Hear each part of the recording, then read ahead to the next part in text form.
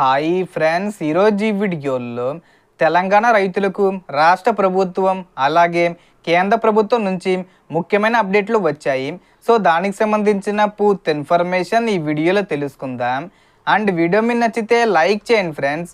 మీరు చేసే ఒక లైక్ వల్ల ఈ వీడియో ఇంకో 10 మందికి రికమెండ్ అవ్వడం జరుగుతుంది ఫ్రెండ్స్. సో దాని ద్వారా ఈ ఇన్ఫర్మేషన్ అందరూ తెలుసుకోగలరు. సో ఏమాత్రం లేట్ చేయకుండా వీడియోలోకి వెళ్ళిపోద్దాం. సో ఇటీవలే తెలంగాణ ప్రభుత్వం వానాకాలం సీజన్కు సంబంధించిన రైతు భరోసా నిధులను అర్హులైన రైతుల ఖాతాల్లో జమ చేసినట్లు ప్రకటించింది. అధికారిక సమాచారం ప్రకారం లక్షలాది మంది రైతులు ఈ పథకం ద్వారా లబ్ధి పొందారు.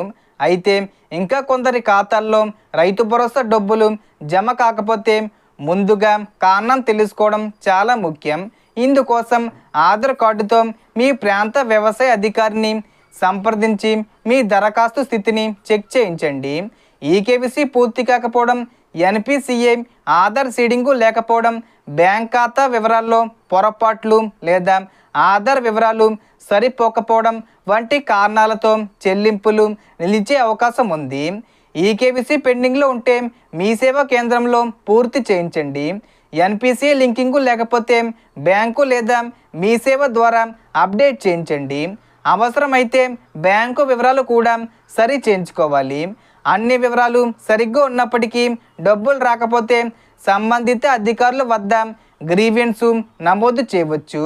అలాగే కొత్తగా అర్హత ఉన్న రైతులు పట్టాదారు పాస్బుక్, ఆధారు, బ్యాంక్ ఖాతా వివరాలు, అవసరమైన ఇతర పత్రాలతో సంబంధిత కార్యాలయంలో రైతు భరోసా కోసం దరఖాస్తు చేసుకోవచ్చు. ఇక కేంద్ర ప్రభుత్వం పిఎం కిసాన్ పథకం విషయానికి వస్తే అర్హులైన రైతులకు సంవత్సరానికి 6,000 రూపాయలను 3 విడతల్లో అందిస్తున్నారు.